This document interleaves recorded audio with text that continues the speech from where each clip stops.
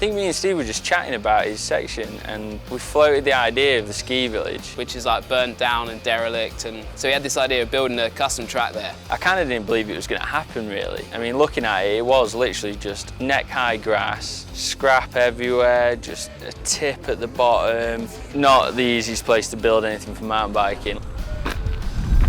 Welcome. There's such a good riding community in Sheffield, and there is people like Bike Track and Steve, and he's got so many contacts, and John Dallow at Sheffield Council. There's all these people that were just willing to help, and without them, there's no way it'd have happened. Trying to achieve a dirt landing on top of a metal container. Going from walking the line when it was just a derelict, burnt out ski village to actually getting there the week before we started filming and seeing the line that was built, it was a pretty big transformation.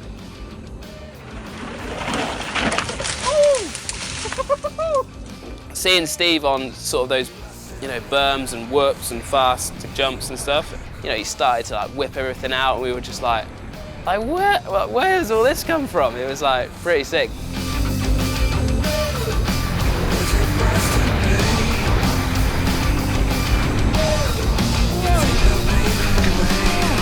Oh my fucking god, bro.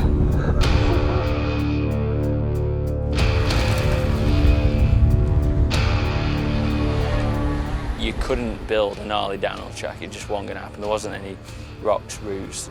You know, it was a flowy, fast track with a lot of jumps and berms, which isn't a thing you'd normally associate with Steve Peat. There was an old race series there called the Iron Justice series. It's like a classic local race series, and it roughly followed the line of that old race series for the first half. So anyone from, I don't know, old school Sheffield riding scene would probably be laughing. I think the drone footage definitely dictated how it was filmed. The drone was like the main camera, and then we were like interspersing it with footage from on the ground. It was definitely different because we didn't have too many pans and zoomed shots, a bit more of a cinematic style with Steve's.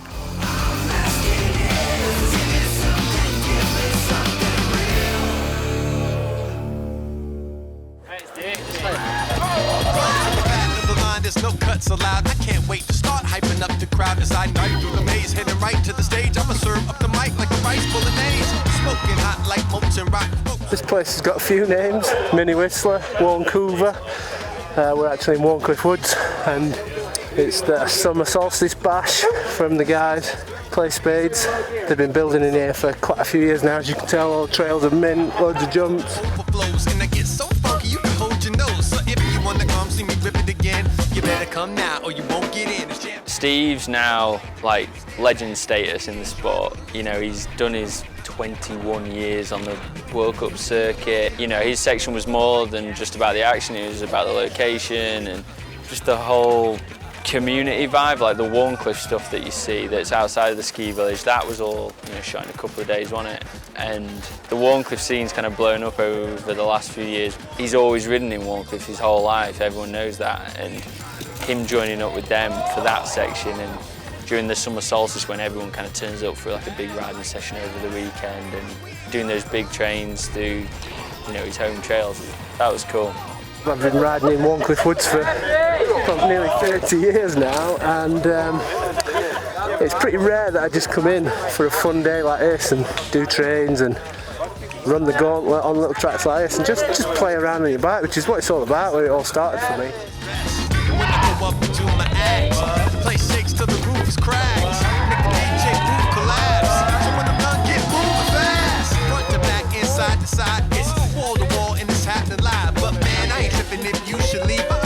Finally, when we were putting Steve's segment together, the big job then is to find a song which kind of matches and does justice to, you know, to the segment. In the end, we were like, let's try and get an Arctic Monkeys song. In Steve's intro, off the bike, we shot this scene in this slightly grim street in Sheffield. So here we are in sunny Sheffield. Where's your tool, mate? I don't need a fucking tool, mate. I've got some fucking tools. Two of Steve's mates, who are actually two of the nicest guys you'll meet, but they look pretty hardcore in that opening scene. At the start of the Arctic Monkeys song, it says, last night these two bouncers, one of them was alright and one of them was scary, and it cuts to like Berg and Dell looking scary, and it was just, I was like, that's it. If we get this, it'll be the best thing ever. we couldn't believe it when they came back and said that they were, you know, we're happy for you to use the song. The fact that the segment was filmed in Sheffield with Steve, who's born and raised in Sheffield, and we've got the Arctic Monkeys, who are also from Sheffield. Like, I don't know, that's the dream, isn't it?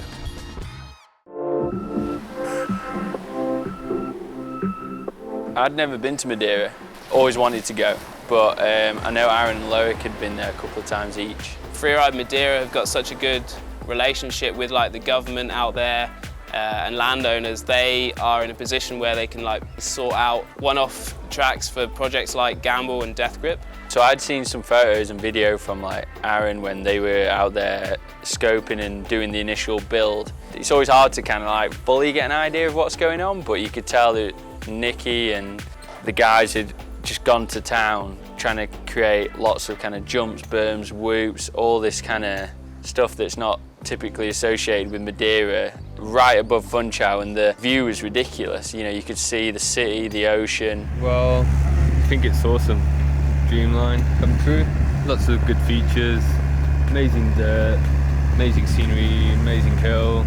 Nicky here mastering the plan, and let's see what we come up with. Yeah, there's some natural features that we're going to make the most of. A couple of BMX style jumps here and there as well. Should be quite interesting, I think. Yeah, Loïc was always keen to come out and help with the build, because it was like sandwiched just before World Champs. It was kind of a bit like, weren't sure whether he was going to be able to come out. But in the end, he was so keen to come, so he made it happen. It was like 6 days or 5 or 6 days of building, and Loïc was there for 2. I guess Loïc's main input was kind of the direction that the track was going to take and what features he wanted and where.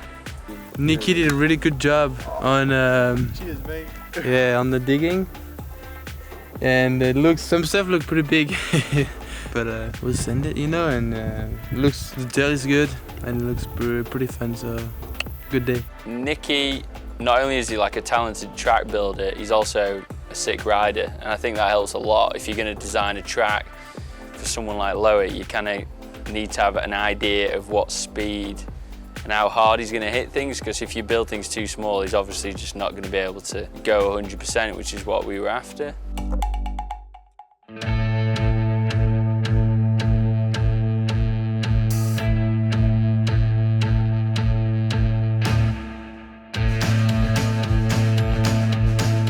Yeah, Loïc was really motivated, and from day 1 to day 6 he was like no complaining, just walking up every time. The track was definitely a contrast of 2 different styles. We had the top, which was machine built, lots of berms and whoops and big jumps.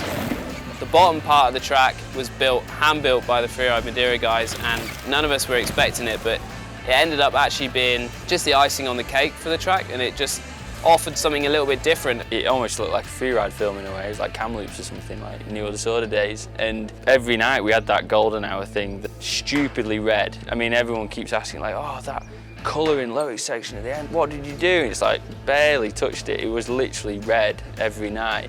We put everything into it, you know, going out and building the track beforehand. So we wanted like the best crew as well. So we went out with Chris Seeger, Tom Kirkman on the drone, Duncan Philpott, the photo whiz. It was difficult to have Duncan there. Like, I think he deserves some props. Like, him and Boris were like at the majority of the shoots, and the images he got, it's just full catalogue on it. As small as Madeira is, it's got a real good riding community, and John managed to get me and Aaron on kind of like the national TV news. We popped up on it and they'd done an interview with us. We were thinking, oh, I'll be on it for 20 seconds and, you know, it'll be one of them quick fire things. And the next night, it pops up on the, you know, full national news. It was like a 5-minute segment, and it was quite a big thing for Madeira, I guess. The rest of the week, we were kind of shooting, and you'd get these little crowds of people driving in to come watch, which was pretty cool. Yeah, so from the first meeting with the Freeride Madeira guys, they were keen on the project, but they definitely wanted to make sure that the track that was built was able to be ridden and enjoyed by everyone else afterwards as well. I'm pretty proud of the fact that there's a track in Madeira that we went out and built that, you know, everyone can go and ride. We couldn't have really done it without the Freeride Madeira guys. They were just fully accommodating from the start, going out of their way, like John, Antonio and all the other boys. I think that's the theme that's been throughout the whole shooting of Gamble was everywhere we've gone there's been rad locals that have just been so accommodating and helpful, and it kind of makes it really.